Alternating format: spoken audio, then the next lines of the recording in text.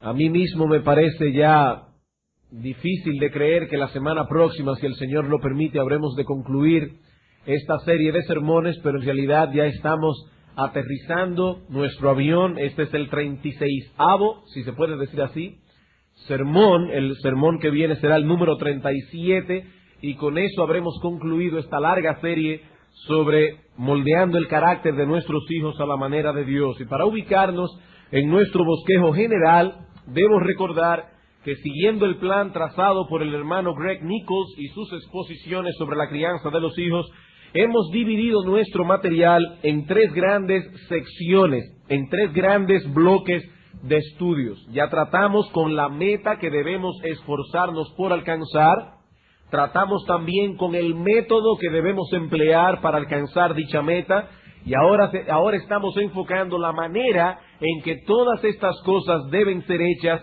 si no queremos nulificar el efecto de nuestra labor. Recuerden, hermanos, no solo debemos tener claramente determinado cuál es la meta, hacia dónde nos dirigimos como padres, porque el que sale hacia ningún sitio, no importa qué tan rápido camine y qué tan vigorosos sean sus pasos, a la larga llegará a ningún sitio. Tenemos que tener una meta clara, definida en nuestras mentes, al igual que el método que vamos a emplear para alcanzar dicha meta. No podemos emplear los métodos del mundo, no podemos emplear los métodos de los psicólogos, no podemos emplear los métodos de la pedagogía moderna para lograr los fines que Dios nos ha trazado en su palabra. No, hermanos, Dios no solamente nos ha dicho a dónde debemos llegar, sino que también nos ha dicho cómo podemos llegar allí. Esa manera que hemos comenzado a estudiar consta de tres elementos. Dijimos en primer lugar que debemos criar a nuestros hijos en un clima de amor. En segundo lugar, en un contexto de justicia. Y en tercer lugar, lo que veremos el próximo domingo, si el Señor lo permite, con consistencia. Algunos padres no logran lo que quieren por falta de consistencia. Se cansan de hacer el bien, se cansan de pegar pelas, se cansan de dar instrucción. Por eso no solo debemos tener amor, justicia, sino también consistencia a la hora de trabajar con nuestros hijos. Actualmente nos encontramos tratando con el segundo de estos elementos. Debemos criar a nuestros hijos en un contexto de justicia. Y para esto hay algunas cosas que debemos tener en cuenta. En primer lugar, debemos cuidarnos de que el monstruo del favoritismo no asome la cabeza en nuestros hogares. En segundo lugar, debemos esforzarnos porque al establecer las reglas que han de regir nuestro hogar, estas deben ser juiciosas, justas, equitativas. Y en nuestro último sermón, hace 2 semanas atrás, comenzamos a considerar el hecho de que debemos esforzarnos también por ser justos a la hora de involucrarnos en juzgar las disputas diversas que surgen en el contexto de las relaciones familiares. Y en cuanto a este último punto, la vez pasada tuvimos tiempo únicamente para considerar 3 principios claves que en esta ocasión me limitaré a enumerar, para pasar entonces a considerar el principio que nos resta. ¿Cuáles son los principios que debemos tomar en cuenta a la hora de actuar como jueces en nuestros hogares? La semana antes pasada dijimos, en primer lugar, debemos instruir a nuestros hijos para que ellos sean capaces de juzgar por sí mismos asuntos pequeños. Recuerden el ejemplo de Moisés.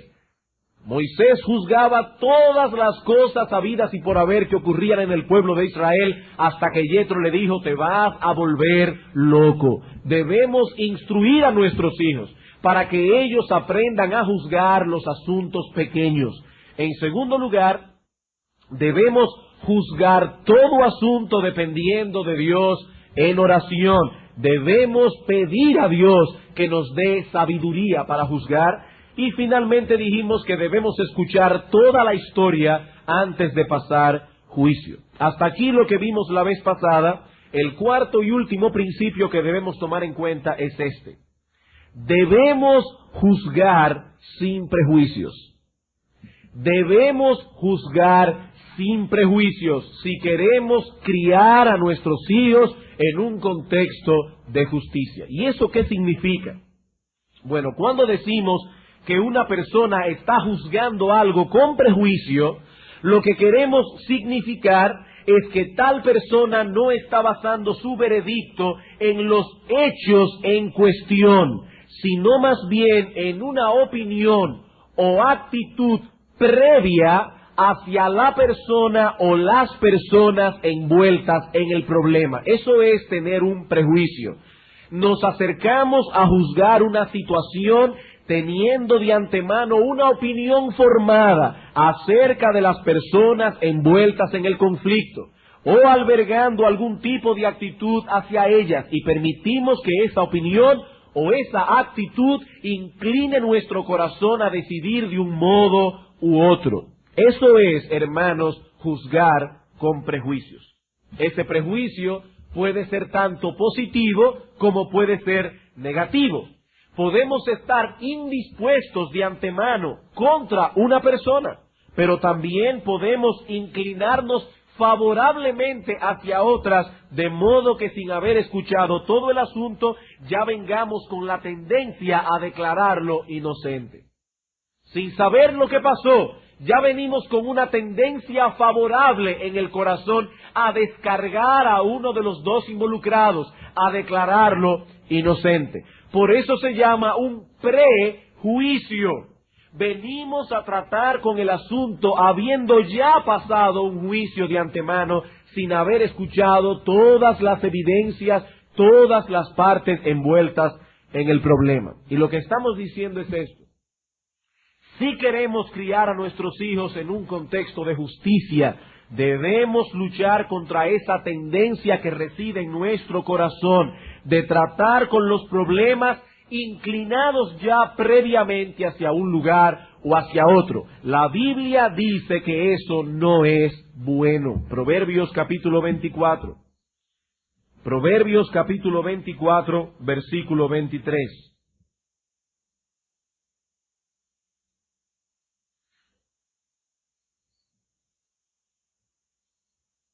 Dice Salomón aquí, también estos son dichos de los sabios. Hacer acepción de personas en el juicio no es bueno. ¿Qué es hacer acepción de personas? Venir a hacer un juicio con un corazón inclinado favorablemente hacia alguien, con la tendencia a declararlo inocente, con la tendencia a descargarlo sin haber escuchado todas las partes envueltas, sin haber escuchado todo el asunto. Dice el proverbista, eso no es bueno. Pero no solo no es bueno, sino que podemos añadir que eso tampoco es piadoso. ¿Y por qué decimos que eso no es piadoso? Porque cuando tratamos a nuestros hijos con prejuicios y por lo tanto con parcialidad, no estamos reflejando el carácter santo de Dios. ¿Y qué es la piedad? La piedad no es otra cosa que un reflejo del carácter santo de nuestro Dios. Y nuestro Dios, cuando juzga, no lo hace con prejuicios. Romanos capítulo 2. Romanos capítulo 2, versículo 6.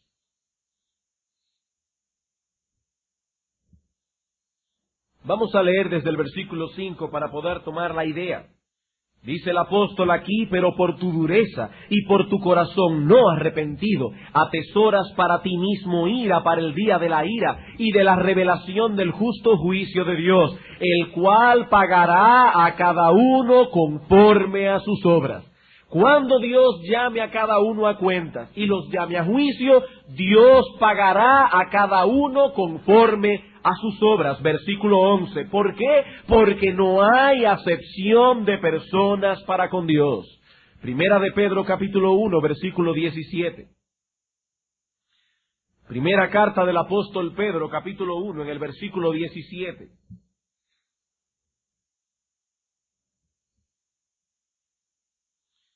Dice el apóstol, y si invocáis por Padre a aquel que sin acepción de personas juzga según la obra de cada uno. Noten, hermanos, nuestro Dios es objetivo. Él juzgará a cada uno conforme a sus obras. Dice aquí que Dios, sin acepción de personas, juzga según la obra de cada uno. Por tanto, conducíos en temor todo el tiempo de vuestra peregrinación. Dios no ejerce su paternidad prejuiciadamente, y nosotros tampoco debemos hacerlo así. Dios no hace acepción de personas. Él no trata a algunos con favoritismo, no trata a otros con prejuicios negativos. David, el hombre conforme al corazón de Dios, el hombre que el Espíritu Santo usó para escribir un montón de salmos que tenemos en las Escrituras, pecó contra Dios y recibió su castigo. Aunque fuera David, Dios no hace acepción de personas. Él es justo. Para Dios es lo mismo cuando tiene que juzgar a un rico, cuando tiene que juzgar a un pobre, cuando trata con un blanco, cuando trata con un negro, cuando trata con un amarillo. Para Dios es lo mismo tratar con un pastor que tratar con un miembro de la iglesia común y corriente. Para Dios es lo mismo tratar con un bautista, con un metodista, con un presbiteriano. Todas esas cosas son irrelevantes para Dios a la hora de juzgar. En el día del juicio, lo único que Dios tomará en cuenta es el estado de nuestro corazón y las obras objetivas que emanaron de ese corazón. Así que cuando juzgamos a los hombres con prejuicios, ya sea cuando juzgamos a nuestros hijos, ya sea cuando juzgamos a otras personas o a otro grupo de personas, no estamos reflejando el carácter imparcial de nuestro Dios. Este es el principio general que quisiera establecer en vuestras mentes antes de pasar ahora a considerar algunas enseñanzas relacionadas con este asunto. Y son básicamente tres. En primer lugar, veremos ahora, a partir de este momento, algunas razones por las que algunos padres albergan prejuicios al tratar con sus hijos. En segundo lugar, vamos a ver dos consejos prácticos que nos ayudarán a juzgar los asuntos domésticos sin prejuicios. Y en tercer lugar, una cualificación a todo lo anterior. Vamos a ver entonces ahora, habiendo establecido nuestro principio, razones por las que algunos padres juzgan las disputas domésticas con prejuicios. ¿Por qué algunos padres tienen prejuicios? Bueno, en primer lugar, algunos padres juzgan con prejuicios porque han permitido que el favoritismo encuentre lugar en ellos. ¿Por qué lo hacen? Por favoritismo. Ya nosotros hablamos anteriormente acerca de este tema, vimos cuáles son las causas, los frutos que emanan del favoritismo y por lo tanto no vamos a extendernos mucho en esto. Pero hermanos, debemos saber que hay una relación directa entre el favoritismo y la parcialidad. El hijo favorito siempre tendrá la razón. O para no ser tan tajante, casi siempre. Casi siempre el hijo favorito tendrá la razón. Y si hizo un mal evidente, que ya no podemos dejar de verlo por lo claro que está, entonces buscaremos la manera de justificar su acción. Buscaremos alguna causa atenuante. El asunto es que ya hay una inclinación previa en el corazón de ese padre o en el corazón de esa madre a absolver a un hijo en particular y a condenar al otro. ¿Y por qué? Todo esto no basados en información objetiva, sino más bien movidos por un sentimiento favorable hacia ese hijo especial. En los hogares donde hay favoritos, difícilmente habrá objetividad. Difícilmente habrá objetividad. El favoritismo es realmente un monstruo. Y no debemos permitir, hermanos míos, que ese monstruo asome la cabeza en nuestros hogares, porque le haremos mucho daño al hijo favorito y a los demás que reciben el daño de no ser los favoritos. En segundo lugar, algunos padres juzgan con prejuicios porque asumen de antemano que el más fuerte está abusando del más débil. Algunos padres actúan prejuiciadamente porque asumen de antemano que el más fuerte está abusando del más débil. Hermanos, es injusto favorecer al débil o al más pequeño únicamente porque es el débil o es el más pequeño. El que una persona sea débil no quiere decir necesariamente que ha sido objeto de abuso de parte de los más fuertes. Indudablemente, entre Esaú y Jacob, el más fuerte era Esaú. El más perverso en muchos sentidos fue Jacob hasta que Dios lo humilló. Y muchas veces Esaú tuvo que sufrir el daño por la astucia de su hermano más débil. El hecho de que una persona sea más débil no quiere decir necesariamente que está recibiendo el abuso de parte de los más fuertes. Y muchas veces nosotros, sin quererlo, alimentamos el pensamiento en los más pequeños de que por el hecho de ser pequeños tienen ciertas ventajas sobre los mayores. Por ejemplo, un niño de 2 años se encuentra jugando en la habitación contigua a la nuestra con su hermanito de 5. Y repentinamente el niño pequeño comienza a llorar, pero a llorar y a pegar unos gritos como si lo estuviesen sacrificando, como si lo estuviesen partiendo en pedacitos. La madre escucha el grito, escucha el llanto despavorido, acude rápidamente al lugar del crimen y le pregunta al hermanito mayor, ¿qué le hiciste al niño? Ella no sabe lo que ha pasado, ella no ha averiguado nada, ella simplemente está asumiendo que algo tuvo que haber pasado entre los dos y que el mayor está abusando del más pequeño. Esa reacción de la madre está enviando un mensaje al niño de 2 años. Le está diciendo que por ser pequeño y por gritar a todo pulmón, la madre tiene que defenderlo. Esa madre no sabe lo que ha sucedido. Esa madre está actuando con prejuicios. Ella está asumiendo una cosa de antemano sin tener toda la información delante de sí. Eso es, hermanos, juzgar con prejuicios. Otros padres, en tercer lugar, tienden a juzgar con prejuicios, y esto reconozco que es una parte bien delicada, cuando tienen que envolverse en conflictos que involucran a otros niños aparte de los nuestros. Otros niños. En este caso, el problema radica en pensar de antemano, lo cual es un prejuicio, que nuestros hijos son inocentes y que han sido víctimas de un abuso de parte de otros. Perdón. Noten aquí que el asunto ya no es que el favorito es el que tiene la razón, o que el más débil es el que tiene la razón. El asunto aquí es que nuestros hijos tienen la razón. Nuestros hijos. Ese es otro tipo de favoritismo. Hay una tendencia a creerle a nuestros hijos cuando vienen contándonos quejas de otros. El niño tal me pegó, el niño tal me quitó un juguete, o aún quejas de adultos. Quejas de adultos. Fulano de tal me maltrató. Hermanos, no siempre es verdad lo que nuestros hijos dicen acerca de otros niños o acerca de otros adultos. Usted está diciendo, pastor, que yo debo desconfiar de todo lo que mi hijo me dice. No.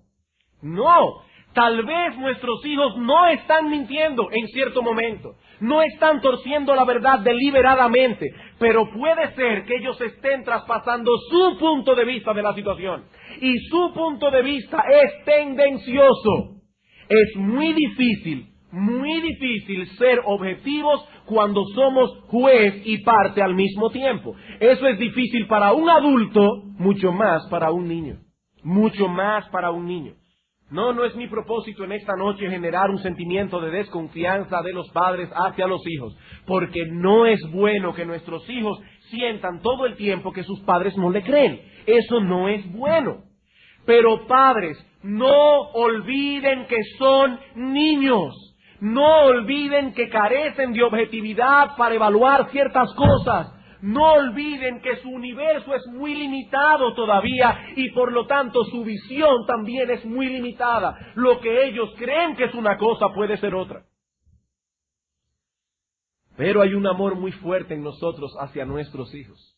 Y cuando alguien nos dice, o ellos mismos nos dicen que alguien los molestó, que alguien los ofendió, que alguien los agredió, sentimos de inmediato como nuestro corazón, como una loba herida, comienza a rugir en nuestro interior.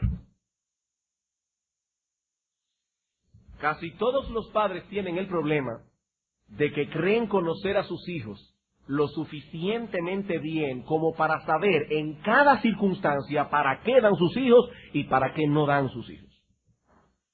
Pero resulta que hay algunos niños que manifiestan cierto tipo de comportamiento cuando están lejos de sus padres que no se atreverían a hacer cuando están enfrente de ellos.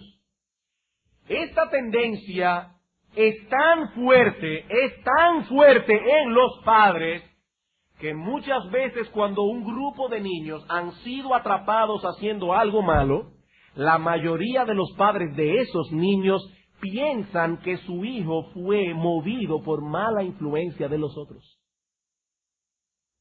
Todos hicieron lo malo, pero cada uno de los padres está pensando, es que esa junta, el problema son los otros niños. Los otros niños son la influencia negativa para nuestros hijos. Hermanos, eso es prejuicio. Eso es prejuicio. Y muchas veces eso crea problemas, y esto es lo más grave, no solo entre los niños, sino entre los padres. No entre los niños.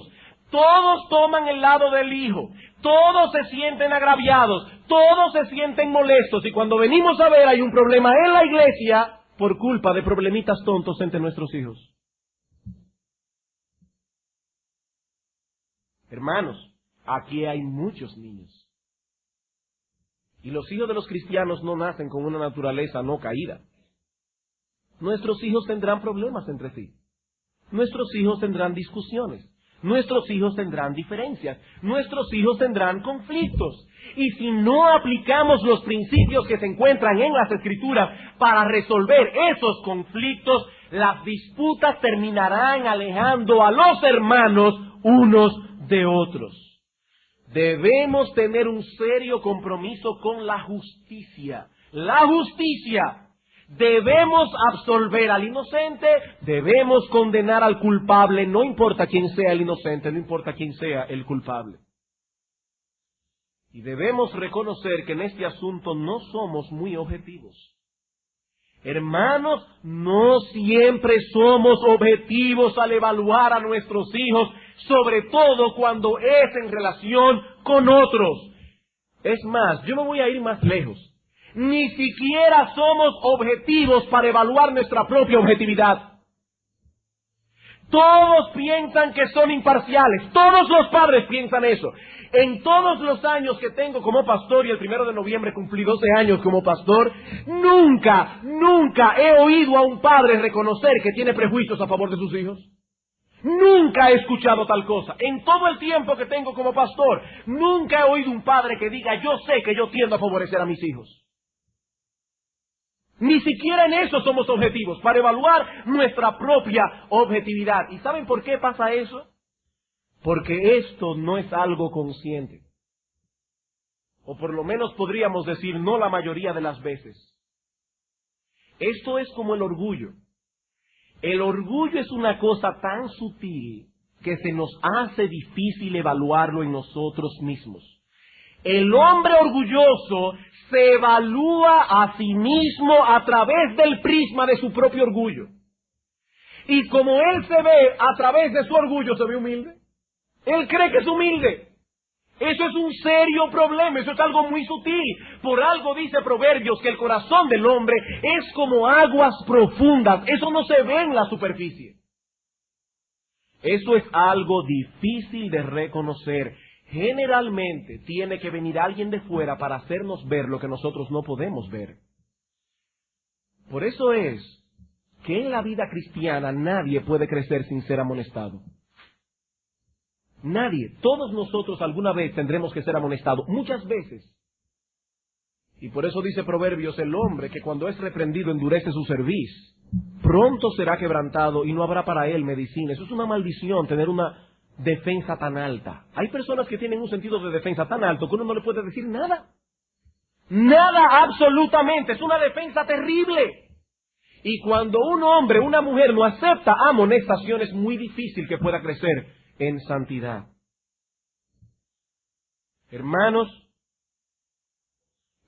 estemos siempre dispuestos a escuchar todas las partes envueltas en un asunto. Y más aún pidamos a Dios que nos permita evaluar toda esa información con imparcialidad. Y aquí quiero decir algo bien solemne, por lo importante que es. Nunca hagas sentir a tu hijo que la ventaja está de su parte solo por el hecho de ser tu hijo. Nunca hagas comentarios conclusivos delante de ellos que en su mente establezca la idea de que para ti el otro es culpable. De antemano, sin haber escuchado el asunto, no hagas comentario. Es suficiente que tu hijo sepa que tú vas a investigar el asunto, pero no digas nada, absolutamente nada, que pueda hacerle creer a tu hijo que ya de antemano estás presuponiendo que el otro es culpable. Porque eso es lo que alimenta en el corazón de nuestros hijos la idea de que nadie se puede meter con ellos porque papi o mami los va a defender, no importa lo que ellos hagan.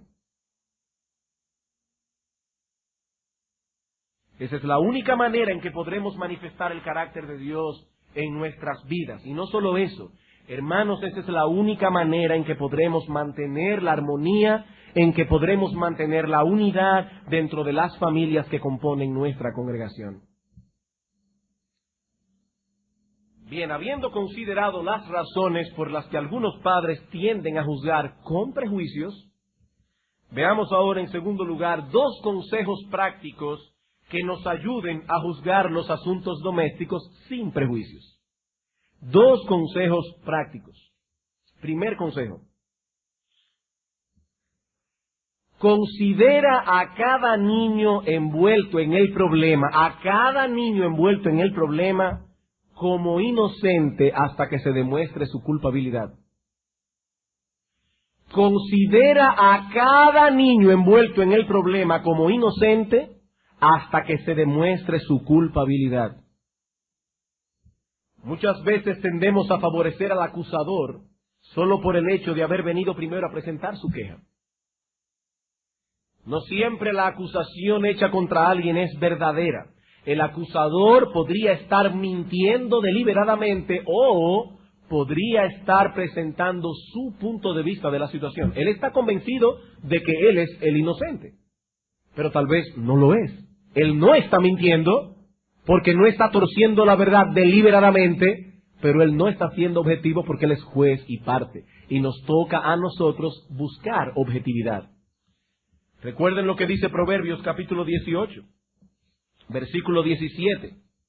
Dice el proverbista: justo parece el primero que aboga por su causa, pero entonces viene su adversario y le descubre. Y recuerden lo que decíamos el domingo pasado o antes pasado. Hay algunos niños que tienen una habilidad tan grande para convencer que cuando usted los oye a ellos primero, usted está convencido de que ellos son mansos corderitos y que los otros han actuado mal. No, hermanos, se le debe dar oportunidad al niño acusado de defenderse. Incluso, escuchen esto bien, incluso cuando es un adulto el que presenta la acusación. Aún en ese caso, los adultos también cometen errores de apreciación. Los adultos también se equivocan a veces al emitir sus opiniones y conclusiones. Por lo tanto, debemos escuchar al niño. Debemos escuchar al niño y considerarlo inocente hasta que se demuestre su culpabilidad. Por supuesto, eso incluye también considerar como inocente al que presenta la acusación. Ambas cosas. No debemos presuponer de antemano que el acusador está mintiendo, porque esa es la otra vertiente.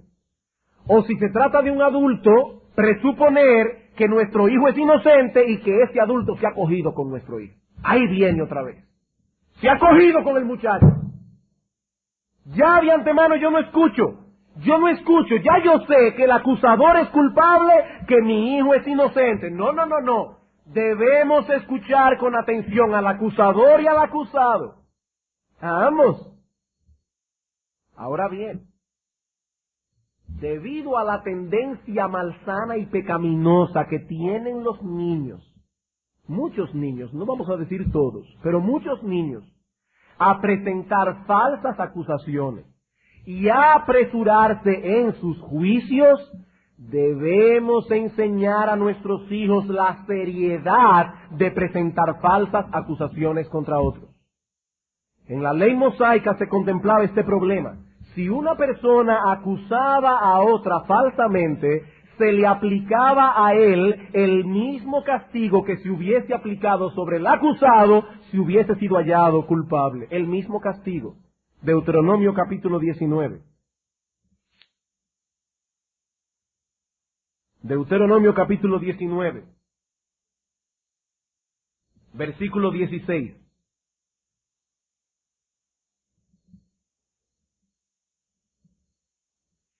Cuando se levantare testigo falso contra alguno para testificar contra él, entonces los dos litigantes se presentarán delante de Jehová y delante de los sacerdotes y de los jueces que hubieren aquellos días. Y los jueces inquirirán bien. ¿Ven allí lo que es juzgar sin prejuicios? Los jueces inquirirán bien.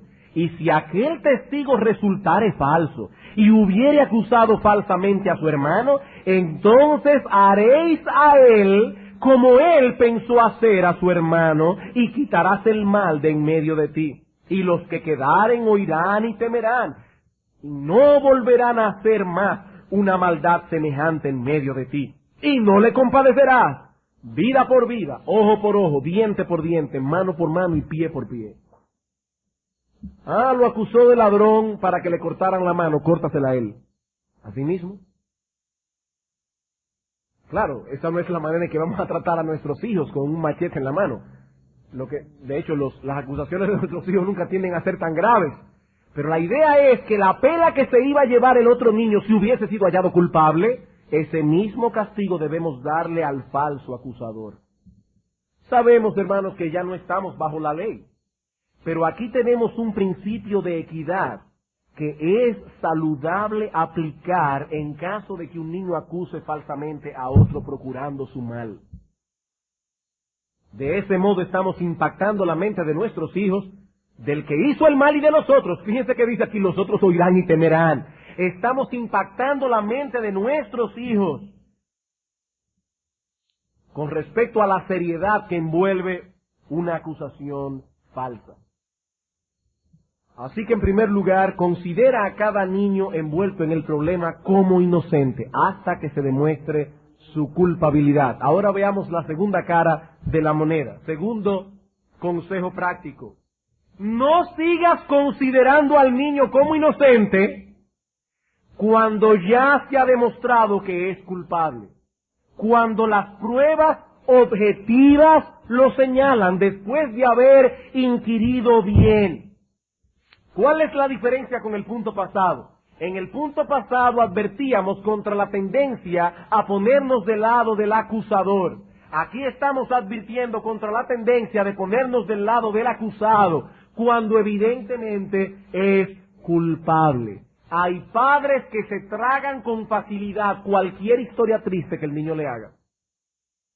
En cosas que son eminentemente objetivas, es evidente, es obvio que el niño ha hecho mal. Y ya hay pruebas objetivas que señalan al niño. Pero el padre sigue oyendo al niño, porque el niño todavía no ha reconocido abiertamente su culpabilidad. Y hay padres que se atortojan y se caen en un estado de perplejidad, cuando el niño, después de todas las pruebas, aún sigue negando que es culpable. Hermanos, no siempre obtendremos de nuestros hijos una confesión a tiempo. No siempre obtendremos de nuestros hijos una confesión a tiempo. Pero debemos evaluar las pruebas, los hechos objetivos. Y debo reconocer que quizás no hay nada más difícil que esto. No hay nada más difícil que esto. No queremos ser ligeros al emitir un veredicto. Tenemos el temor de condenar al inocente o de absolver al culpable. Y lo cierto es que no somos infalibles. Pero ahí están los hechos. Evalúa los hechos lo más objetivamente posible. Bien, habiendo visto entonces por qué algunos padres juzgan con prejuicios y dos consejos prácticos para juzgar sin prejuicios, veamos ahora una cualificación a todo lo que se ha dicho antes. Ya hemos dicho que no debemos tener prejuicios, pero escuchen ahora esto. Hay momentos en que los padres tienen razones válidas, legítimas, para confiar en un niño más que en otro, o para sospechar de un niño más que de otro, y eso no necesariamente implica que hay prejuicios. Eso no necesariamente implica que hay prejuicios. Debemos tener cuidado en saber distinguir lo que son prejuicios por un lado y lo que es una confianza legítima o una sospecha legítima por el otro lado. Vamos a 1 Timoteo capítulo 5 para ilustrar este punto. 1 Timoteo capítulo 5 versículo 19.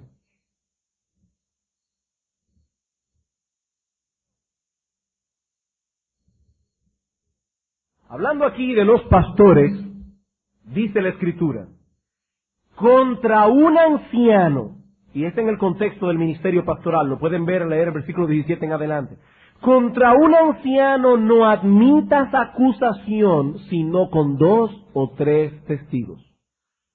Dice el apóstol Pablo, ni las admitas, es que ni siquiera lo vas a averiguar. No admitas acusación contra un pastor, a no ser que hayan 2 o 3 testigos. ¿Y por qué se hace eso? Porque los pastores son muy dulces para que lo acusen de todo. Pero noten, hermanos, aquí estamos presuponiendo que del pastor del que se está hablando aquí fue elegido bíblicamente, es decir, tiene un carácter probado, es un hombre confiable. Y por lo tanto no debemos permitir que venga a nosotros ninguna acusación contra un pastor, a no ser por boca de 2 o 3 testigos. Hay una confianza legítima, hermanos. Una confianza legítima que la iglesia debe tener hacia su pastor. Y eso no es un prejuicio. En este caso un prejuicio favorable. Vamos a suponer que alguien viene a usted y le dice, ¿de qué iglesia tú eres? De la iglesia fulano de tal. Ah, pero tu pastor le robó unos cuartos a fulano de tal. Un robo es un ladrón. Claro, en este caso, una acusación tan grave, usted no debe darle lugar en el corazón, pero averigüe, porque usted dice, eso no me afectó, pero usted está sentado ahí diciendo, y será verdad. No, averigüe el asunto. Pero lo que dice el apóstol Pablo es, no le des lugar en el corazón, no admitas esa acusación contra un pastor. Debe haber una confianza legítima del miembro de la iglesia hacia el pastor. Ahora bien, lo que pretendo señalar aquí no es el asunto del pastor, no. Es que hay ocasiones en que es perfectamente apropiado confiar en la integridad del individuo que está siendo acusado. Eso es lo que Pablo está diciendo. Hay ocasiones en que es perfectamente legítimo confiar en la integridad del individuo que está siendo acusado. Y eso se aplica en el contexto del hogar. Hay niños que con el paso de los años han forjado con hechos objetivos y tangibles, han forjado una reputación de integridad. Y eso no quiere decir que por eso es inocente de cuanta cosa se le acuse. No, él puede ser culpable. Siempre debemos evaluar los hechos objetivamente, pero es indudable que la integridad de ese niño, la integridad de ese joven debe ser tomada en cuenta como parte de esos hechos que deben ser evaluados, y eso no es un prejuicio. Voy a resumir esto que estoy diciendo, porque veo a algunos con cara de signo de interrogación. Hermanos, hay niños, hay jóvenes, que a lo largo de los años se han forjado una buena reputación. No son niños o jóvenes que mienten, son niños y jóvenes responsables, han forjado una buena reputación. Eso no quiere decir que el niño siempre va a ser inocente, o que el joven siempre va a ser inocente, no. Lo que estoy diciendo es que a la hora de evaluar los hechos, eso es un hecho objetivo. La integridad debe ser evaluada y eso no es prejuicio. Ese niño, ese joven se ha ganado esa reputación con el paso de los años. Hermanos, una confianza legítima no es un prejuicio. Lo mismo que tampoco es prejuicio una sospecha legítima. Una sospecha, no estamos diciendo una acusación formal, una sospecha. Así como hay niños y jóvenes que forjan con el paso de los años una reputación de integridad, así también hay otros que se forjan una reputación de deshonestidad y una reputación mala en sentido general. Siempre están metidos en líos, son niños peleones, son niños chismosos. Y a lo largo de los años se ha visto eso una y otra vez, una y otra vez. Ah, ¿quiere decir eso que todos los chismes que se levantan lo dijo el niño? No, no, pero sí estoy diciendo aquí que la reputación de ese niño debe ser tomada en cuenta al evaluar los hechos, porque eso es objetivo. Y eso no es un prejuicio. Vamos a ver un ejemplo de la Escritura. Tito capítulo 2. Capítulo 1. Tito capítulo 1.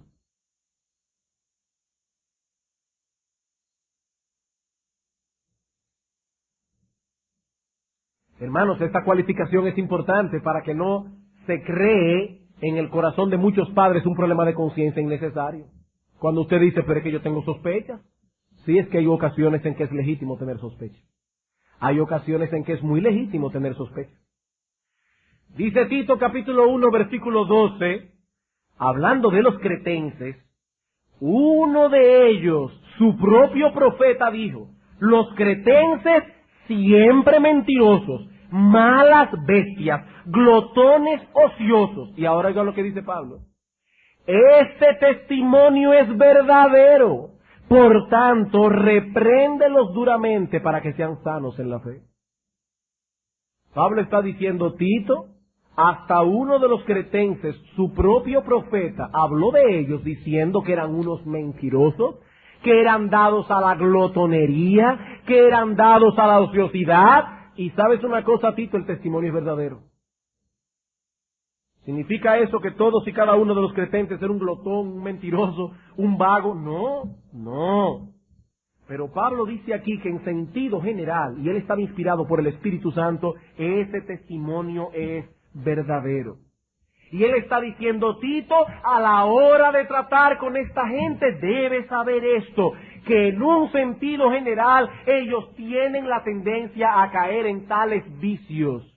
Tito, esa reputación corresponde a hechos objetivos y verdaderos.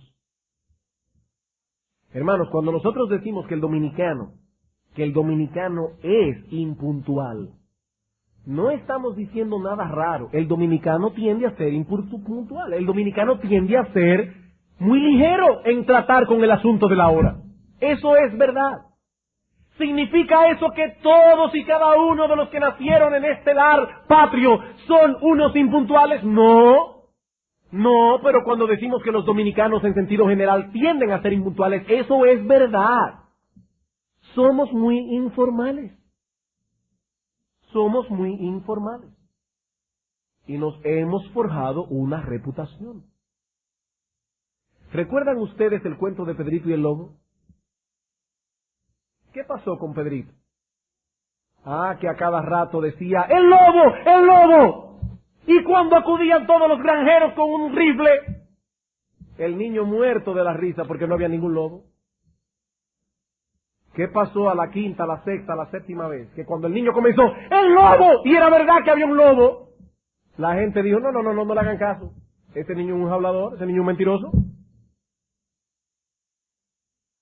¿Qué le pasó a Pedrito? Pedrito se ganó con su conducta una reputación objetiva de mentiroso. Y a la hora de la verdad nadie le creyó y recibió el daño. Ahora, ¿se imaginan ustedes a Pedrito recriminando a los granjeros por no haber acudido a tiempo a salvarlo? ¿Tenía él derecho a acusarlos de ser unos prejuiciados? Ah, me están tratando con prejuicio. Siempre creen que yo miento. Es que tú mientes mucho y esa reputación te la has ganado tú. No tienes derecho a recriminar a nadie. Eres culpable de generar sospechas. Niños, escúchenme bien. Jóvenes, escúchenme bien. Generen una buena reputación. Generen una buena reputación, porque a la hora de la verdad eso será tomado en cuenta. Si eres un niño chismoso, eres un niño que constantemente tiene problemas con todo el mundo, eres un niño que te busca crear conflictos, eres un niño que siempre estás metido en un lío, te vas a crear una reputación y va a ser una reputación objetiva. Eso no quiere decir que el niño lioso es el que siempre arma el lío, tal vez inocente. Pero se ganó una reputación. Se ganó una reputación como los cretenses se ganaron su reputación. Y Pablo no le dijo a Tito, quítate esos prejuicios. Le dijo, no, Tito, tómalo en cuenta, que esa reputación es verdadera. Y a la hora de involucrarnos en un problema, eso es objetivo. Y eso debe ser evaluado. Eso es parte de lo que debe ser evaluado. Hermanos, hay lugar para la confianza legítima. Hay lugar para sospechas legítimas. Pero de todos modos debemos evaluar los hechos. Eso no quiere decir que porque el niño siempre es inocente, ahora es inocente. No, debemos evaluar los hechos. Y sabemos que no es fácil lidiar con estas cosas. Pero no olviden, hermanos, Dios ha prometido dar sabiduría a aquellos que la pidan. Y esta semana, trabajando con este material, eso fue lo último que me vino a la mente, lo último que se me quedó en mi mente. Necesitamos sabiduría. Necesitamos mucha sabiduría para tratar con nuestros hijos. Hermanos, ¿cuántas veces nos hemos encontrado tratando con problemas en el hogar y definitivamente no sabemos qué hacer? Y dos niños acusándose mutuamente y no sabemos qué hacer. No sabemos qué hacer. Hermanos, ¿cuánta sabiduría necesitamos para trabajar con nuestros hijos? Hay muchas cosas que se han dicho en esta serie de sermones. Muchos sermones, demasiado material. Comenzamos en enero del 92. Me imagino que hay muchísimas cosas que se habrán olvidado. Pero no olvides esto. Necesitas sabiduría. Para levantar a tus hijos en el temor de Dios, necesitas sabiduría. Y esa sabiduría no se obtiene sin hacer nada. Esa sabiduría se obtiene pidiéndola a Dios en oración, escudriñando las Escrituras y pidiendo consejo. Esos son los medios que Dios ha provisto al hombre para obtener sabiduría. Hermanos, sabemos que cometeremos errores al tratar con este asunto. Cometeremos errores, no somos infalibles. Pero si aplicamos los principios que Dios nos ha dejado en su palabra, estaremos caminando por un sendero seguro, en el que será relativamente fácil desandar los 2 o 3 pasos que hayamos dado en algún momento fuera del camino. Si nos mantenemos con los principios a un lado y a otro, sí, alguna vez nos extraviaremos 2 o 3 pasos, pero será fácil desandar lo andado. Pero si decidimos caminar por nuestra propia senda, tarde o temprano cosecharemos los resultados de haber sido sabios en nuestra propia opinión. He aquí los principios, hermanos. Pidamos a Dios sabiduría para poder aplicarlos. Vamos a orar.